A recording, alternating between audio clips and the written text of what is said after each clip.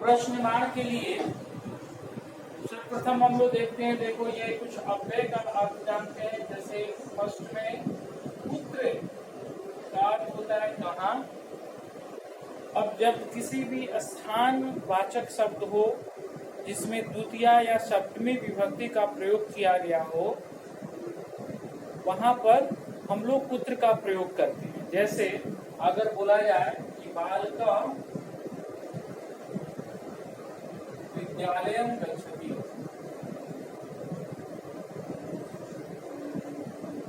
और यहाँ पर विद्यालय में अंडरलाइन किया हुआ है, इसका प्रश्नमान बनाना है।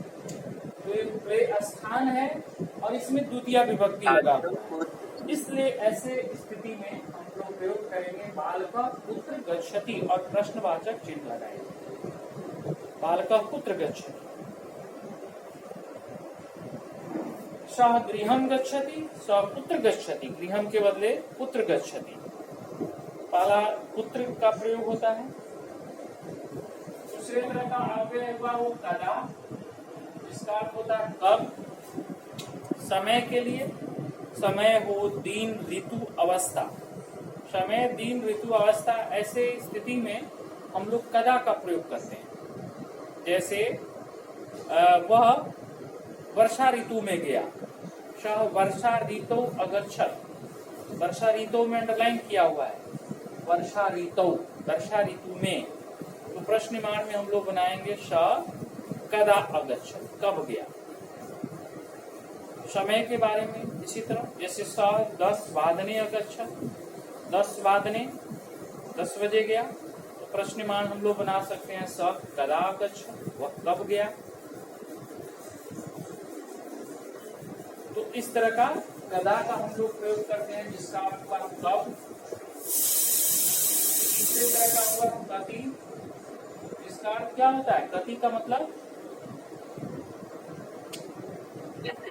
कितना, ठीक है। कति का मतलब कितना। अब ये समयवाची की, समय कोई भी रहे, किसी भी चैप्टर का ये हो सकता है प्रश्नमान।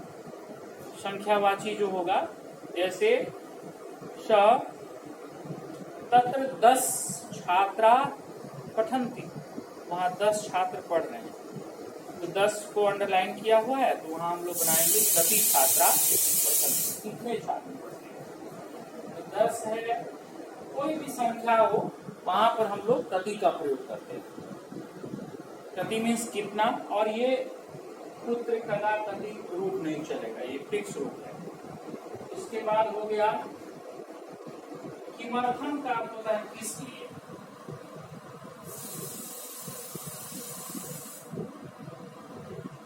और ये प्राय प्रयोग होता है जो चतुर्थी विभक्ति के रूप में क्रिया का जब प्रयोग होता है, वैसे स्थिति में किमर्थम का प्रयोग होता है।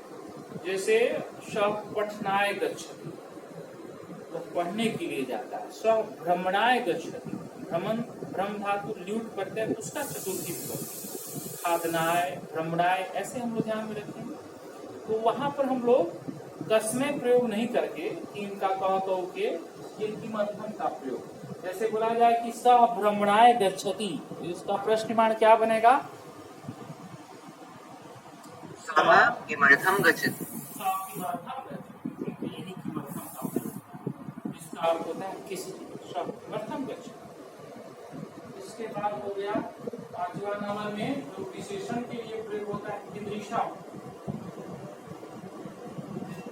कीदृशा का क्या अर्थ होता है, कैसा। हाँ, विशेषण के लिए कीदृशी, कैसी, और कीदृशम,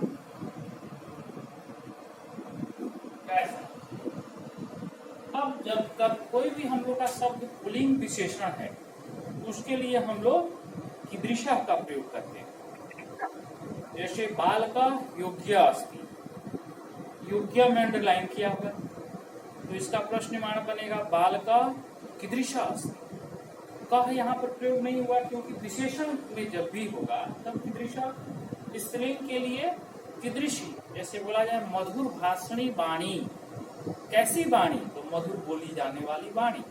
तो मधुर भाषणी में अंडरलाइन है, इसलिए यहाँ पर प्रश्नमान होगा कीदृशी, कैसी वाणी।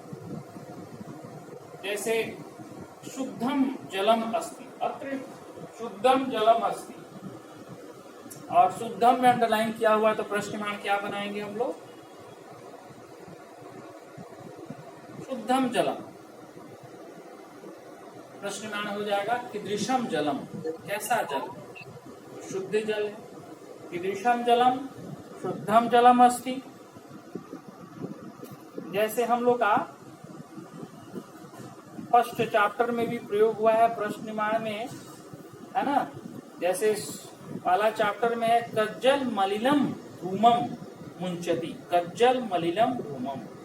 तो पहला जो कज्जल मलिलम है माने काजल के समान मलिन धुआं, कैसा, इसके लिए पहला चैप्टर का पहला जो प्रश्नमान है उसमें हम लोग कीदृशम का प्रयोग करते हैं, क्योंकि वो विशेषण में अंडरलाइन है। कीदृशम, कीदृशम धूमम, वही आंसर होगा इसमें, कीदृशम। इसी तरह अदर चैप्टर में भी हम लोग को कहीं कहीं इस तरह का प्रश्नमान मिलेगा, जिसको हम लोग, जैसे पहला चैप्टर में 7वां श्लोक में पाषाणी सभ्यता, कैसी सभ्यता, तो पथरीली सभ्यता। तो पाषाणी में अंडरलाइन है तो उसका प्रश्नमान हुआ कीदृशी, कैसी सभ्यता, कीदृशी, हाँ कीदृशी स्त्रीलिंग विशेषण। तो जब भी इस तरह का विशेषण मिलता है तो हम लोग प्रश्नमान में कीदृशा, कीदृशी और कीदृशम का प्रयोग करते हैं, जिसका अर्थ होता है कैसा। अब बलवती बुद्धि, जैसे सेकंड चैप्टर है बुद्धि बलवती, तो बुद्धि में अंडरलाइन है तो का तो होगा है, लेकिन अगर बलवती में अंडरलाइन है तो हम लोग क्या बनाएंगे, कीदृशी, बलवती, बुद्धि बलवती अस्ति, तो बुद्धि कीदृशी अस्ति, बलवती है माने बलशाली है। तो सेकेंड चैप्टर में बुद्धि बलवती सदा, तो बलवती में अंडरलाइन है तो उसका प्रश्नमान हो जाएगा कीदृशी। इतने चीज का जब हम ध्यान रखते हैं, पूर्व कदा गति किमर्थम कीदृशा कीदृशी, और इसके बाद हम लोग कीम का शब्द रूप को ध्यान रखेंगे, जो पुल्लिंग में कैसे रूप चलता है, गौ कौ के। अगर इससे नहीं बन रहा है प्रश्नमान तो कीम के शब्द रूप से हम लोग देखेंगे। पुल्लिंग है रेखांकी शब्द तो, और प्रथमा एक वचन तक का, बालकः गच्छति, कथ गच्छति, बालको गच्छत, कौ गच्छत, बालका गच्छन्ति। प्रश्नमान क्या हो जाएगा, बालका गच्छन्ति, बालका अंडरलाइन शब्द है, बालका अंडरलाइन शब्द है तो प्रश्नमान क्या हो जाएगा, के गच्छन्ति, कह कौ के, है ना।